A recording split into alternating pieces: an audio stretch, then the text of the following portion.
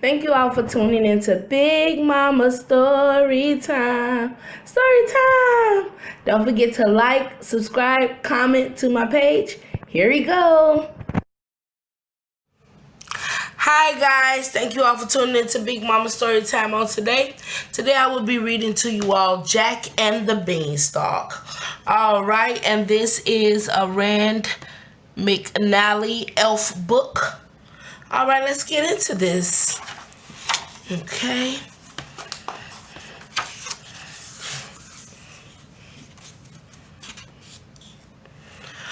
Once there was a poor widow who had an only son named Jack. He was good-natured and affectionate, but lazy. As time went on, the widow grew poorer and poorer until she had nothing left but her cow. And all the time, Jack grew lazier and lazier. One day, Jack's mother said to him, "Tomorrow you must take the cow to market. The more money you get for her, the better, for we have nothing left to live on." Next morning, Jack got up earlier than usual, hung a horn around his shoulder, and started out with the cow. On the way to the market, he met a queer little old man.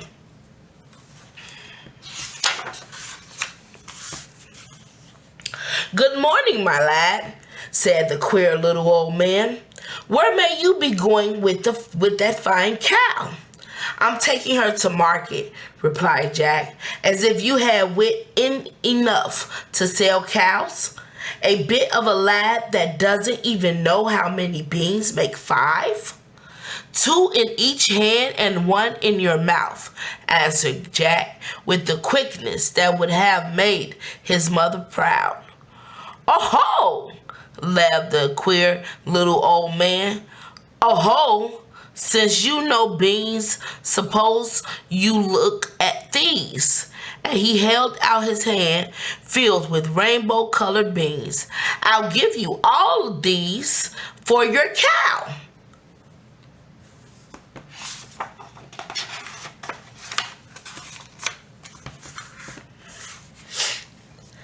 That would be a good bargain, thought Jack, so he traded the cow for the beans and hurried home.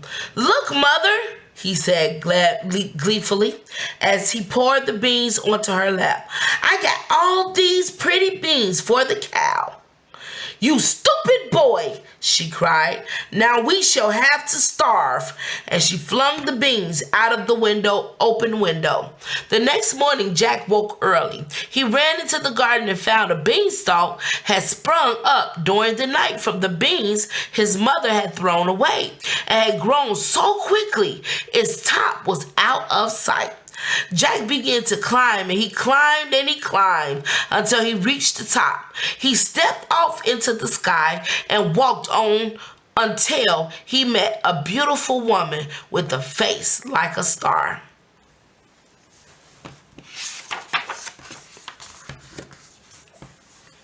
Now the lady was a fairy, and she knew what Jack was thinking and answered him without his asking any questions. She told Jack he was in a country that belonged to a wicked giant. This giant had killed Jack's father and stolen all his gold and precious things. Jack had been only a baby at that time, and his mother had been too sad ever to talk to him about it. "If you and your mother are ever going to be happy again," said the fairy, "you must punish that giant." She whispered in Jack's ear, telling him what to do. Then she left, and Jack walked on. Toward evening, he came to the door of a castle. He blew his horn, and a cook as broad as she was tall opened the door. "I am very tired and hungry," said Jack politely. "Can you give me supper and a night's lodging?" Aw, little baby, huh? "You little know, my poor lad, what you ask," she sighed. "A giant lives here, and he eats people. He would be sure to find you and eat you for supper." "It would never do," and she shut the door. But Jack was too tired to go another step. So he blew his horn again, and when the cook came to the door, he begged her to let him in. She began to cry, but at last led Jack into the kitchen. Soon he was enjoying a good meal and quite forgetting to be afraid. But before he had finished, there came a thump, thump, thump of heavy feet, and in less than no time, the cook had popped Jack into the great oven to hide.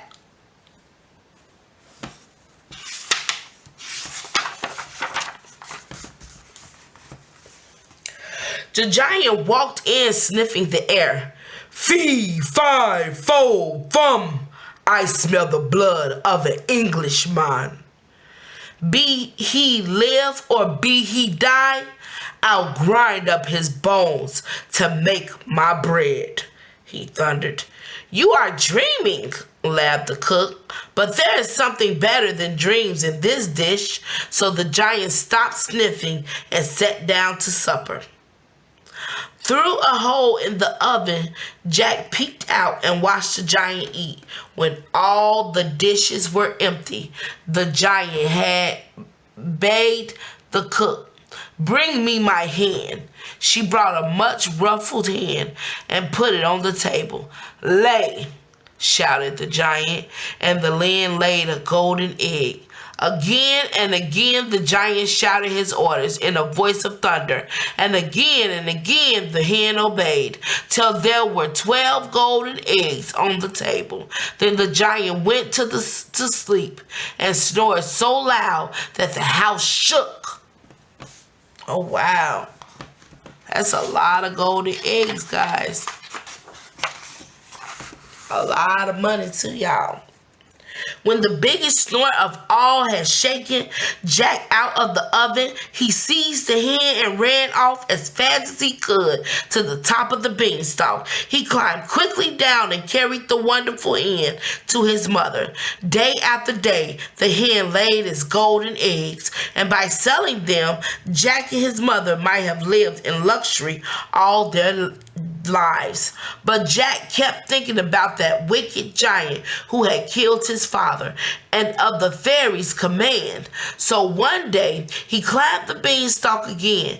This time he had dressed himself to look like a different person, as he did not want the cook to know him.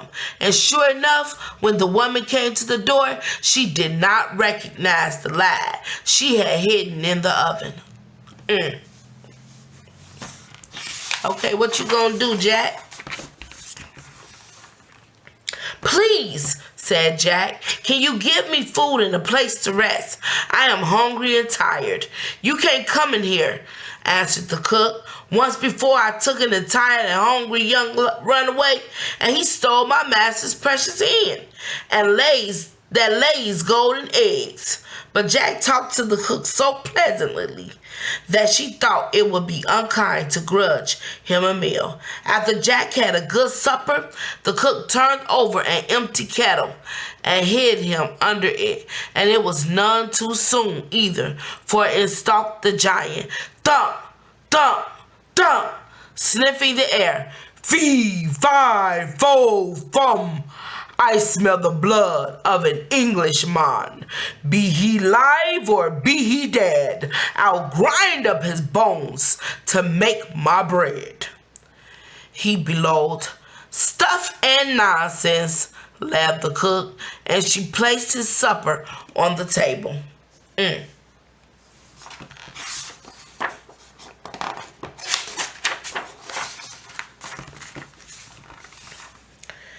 After supper, the giant shouted, Fetch me my harp, and the cook brought in a beautiful harp with strings of pure gold. Play, commanded the giant, and the harp began to play all by itself. Soon the giant's snores drowned the sweet music. Then Jack jumped from under the kettle and seized the harp, but no sooner had he slung it over his shoulder Then it cried out, "Master, master!" For it was a fairy harp. Jack was frightened and ran for his life toward the top of the beanstalk. He could hear the giant running behind him. Thump, thump, thump. Jack reached the top of the beanstalk and slid down it as quickly as lightning, calling out as he went, "Mother, mother, the axe, the axe!"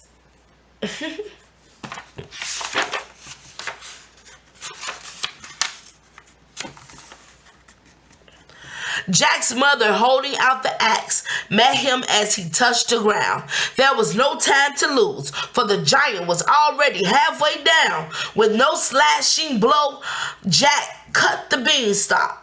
With one slashing blow, Jack cut the beanstalk. There was a crash, and the giant fell at his feet in the garden. Then Jack told his mother all the story, and as for the wonderful beanstalk, it never grew again. All right, okay, Jack, you got your family legacy and everything back, okay? All right, guys, that was Jack and the Beanstalk. I hope you guys enjoyed that book. Please don't forget to like, share, comment, and subscribe to my page if you haven't done so already. All right, guys, bye. Thank you all for tuning in.